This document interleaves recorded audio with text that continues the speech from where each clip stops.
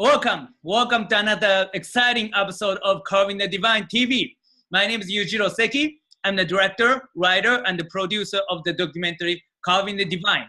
Carving the Divine is about the Buddhist Sculptors of Japan, and I'm ready to present it for the first time in the world. But before I do so, I thought it would be a great idea to introduce a basic concept of Buddhism and the history of Buddhism, so that when you guys finally watch my documentary, you guys can watch it at the maximum value. So again, we've been doing this philosophical discussions for a while now with Professor Peter Bolland. I thought he'll be nice enough to come back a few times, but now he's here like quite a bit of time. So I'm so honored that you take so much time for our show and talk to us and give us some wisdom so that we can use it in our daily life. Thank you. Welcome, Professor Peter Bolland. Hey, Yujiro. It's always an honor to be here. I'm thrilled to come back as many times as you need me because this work matters and it's fun and it's what you and I love to do. So this isn't work. We're just playing here. Awesome. I'm really happy that you see it that way. So really awesome. So, okay.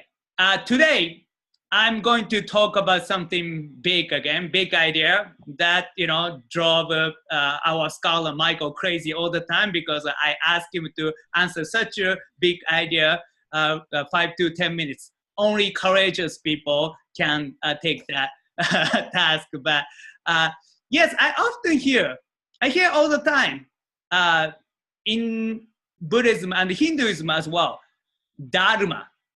What is Dharma? Like, I hear Dharma there, and, Dharma has a different meanings and, in different kind of circumstances and situations. And, often I get lost. So if you could just briefly mention the meanings of Dharma in a way that ordinary people like I can understand, that would be really great. So what is Dharma, Professor Bolland? Okay. This is good because we need to do some housekeeping here. You're right. It's a big, unwieldy term. It starts in Hinduism and then it becomes really key in Buddhism later. And in both places, it kind of does different things. So let's start with Hinduism. It comes from the Sanskrit root dhri, D-H-R-I, which means to support or to carry or to sustain.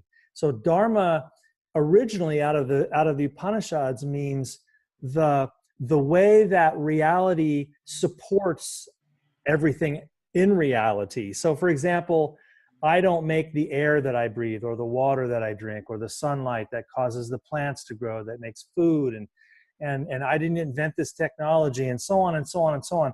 Well, you and I are supported by an entire cosmic sort of natural order and by the work of just hundreds of thousands of people that we never meet. And we are all supported, and that's the Dharma. It's the way Brahman, or the divine, makes the world, and the world is sort of self-supporting. And the moral component in Hinduism is, then what's my Dharma? I now have a moral obligation to share in the sustenance of the world. Brahman became me. It became you. Therefore, you and I have a moral duty to contribute to the sustenance of the whole by offering up whatever talents and passions you and I have and give that as work, as service to help out. And that's what Dharma means in the original sense. Now, when we get to the Buddhist period... Wait, Professor Bolland, just to make sure, Dharma simply means in Hinduism, it's a duty, my duty in the world. Yes, that's a good way to put it. That's how it's taught in, say, the Bhagavad Gita. Krishna teaches Arjuna about his Dharma. His purpose, I think, is a word we use more now in the West. Okay. What is my purpose in life? Why am I here? What is my reason for being? Why do I create these things? And so all of that is Dharma, and it has kind of that moral component. Yeah. It's how we tap into the cosmic order. Great. Sorry for interrupting you. So let's talk about the Buddhism now. So Right. So Buddha comes out of that tradition, doesn't he? In the fourth and fifth century BC, right at the peak of the flowering of the Upanishads, of the Hindu philosophical system. But in the hands of Buddhists, Dharma it kind of means all those things we just said, but there's an added component now. The word Dharma comes to mean in Buddhism the path of Buddhism, the teachings of Buddhism. Buddhists talk about following the Dharma or going to a Dharma talk. So the word Dharma comes to mean truth in Buddhism, the truth that the Buddha himself taught and that the Buddha himself embodies and represents in the world. So Dharma is the teachings of Buddhism in Buddhist thinking. Beautiful. So any more hidden meanings that we missed? Or Well, you know, I could go on for hours about Dharma. It's one of my favorite ideas because it really connects us as individuals with the whole. And it helps people frame, it's like, why am I passionate about social justice? Why am I passionate about art? Why am I passionate about business or leadership or politics? And there's an answer tucked up inside of Dharma to those questions. The reason you are passionate about what you're passionate about is that is your purpose. You know, Joseph Campbell called it following your bliss, finding where your particular, specific, unique qualities fit into the needs of the world. And it's a great joy, I think, in everyone's life to find that place where they fit and where what they offer is needed, is appreciated. Sometimes you even get paid. And that's nice.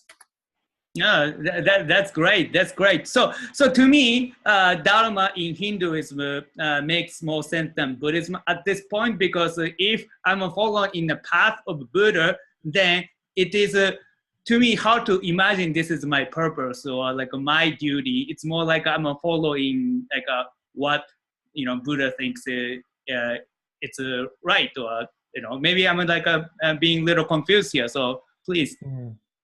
No, I see what you're saying. Yeah, I think what I hear, one of the things I hear you saying right then is that in Buddhism, Dharma is a narrower term. It doesn't cover quite so much cosmic terrain as the Hindu version, because you're right. It is just, if I'm studying Buddhist, if I'm following Buddhist teachings and practices, then that's a wonderful, great thing, because Buddhism has a lot to offer about deepening into wisdom, overcoming illusion, overcoming my own destructive passions, and becoming more tranquil and more compassionate and more present in the world. Those are all really great things. So following the Dharma in the Buddhist sense is no small thing, but it is, I think, a different kind of use of the word than the way we saw it on the Hindu side. Great. Thank you so much. I learned a lot today, and I'm sure that you said to go, you can talk about it hour and hour. So we only have a few minutes here. So definitely we could not cover everything you had to say. So in order to understand more of the concept of Dharma and the other philosophical concepts, so I think we should follow you. So please tell us, how can I follow you? Oh, that's lovely. Yeah, you can follow me on all the usual social media ways: Twitter, Instagram, Facebook. The most direct way is to join my mailing list. So go to my website, peterbolland.com, sign up there, and you'll get emails once in a while. And you can see on my calendar page all the upcoming events that I'm doing.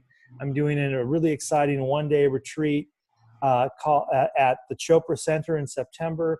That and a number of other pieces are on that calendar page. So thanks for the shout out, Yuji. Awesome.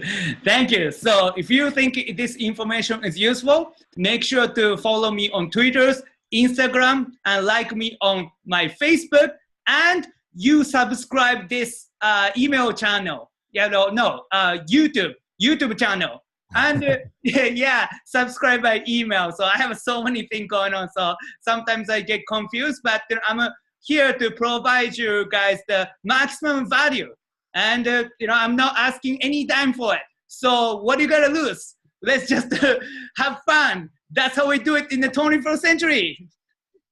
Awesome. Thanks again, Yuji. I appreciate you. Thank you. So I'll see you next time, Professor Bolland. Thank you.